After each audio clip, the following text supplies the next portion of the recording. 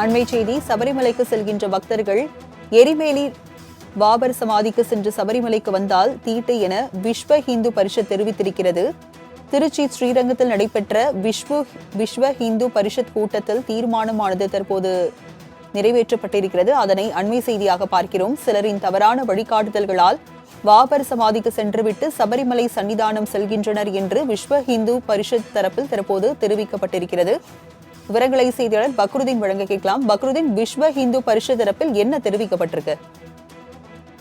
ராஜலட்சுமி, குறிப்பாக இன்று விஸ்வ இந்து பரிஷத் அறவழி காட்டும் ஆண்டோர் பேரவை கூட்டம் ஸ்ரீரங்கம் ராகவேந்திரா மண்டபத்தில் இன்று நடைபெற்றது.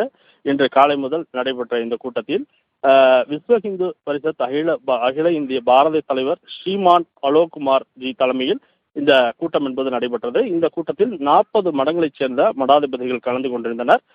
குறிப்பாக இந்த கூட்டத்தில் சுமார் 8க்கும் மேற்பட்ட தீர்மானங்கள் நிறைவேற்றப்பட்டுள்ளது.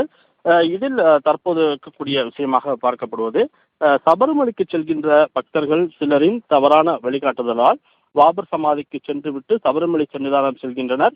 இத்தகைய செயல் முற்றிலும் தவறானது எனவும் ஆகமத்திற்கு புறமானது எனவும் இத்தகைய செயல் தவறானது என தேவ பிரசங்கத்தில் உறுதி செய்யப்பட்டுள்ளது என அந்த தீர்மானத்தில் தெரிவிக்கப்பட்டது. மேலும் எரிமொழி பாபர் மசூதிக்கு சென்று சபரிமலைக்கு வந்தால் அது தீட்டு என பந்தல அரண்மனையும் அறிவித்துள்ளதை இந்த தீர்மானம் மூலமாக சபைக்கு வரவேற்கின்றது என்று அந்த தீர்மானத்தில் இயற்றப்பட்டிருக்கிறது.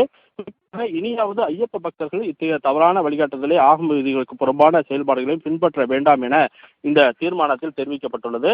இதே போன்று 8 தீர்மானங்கள் நிறைவேற்றப்பட்டுள்ளது. குறிப்பாக இந்த தூய்மையான புனிதமான பூஜை பொருட்களில் அதிக அளவு கலப்படம் இருக்கின்றது.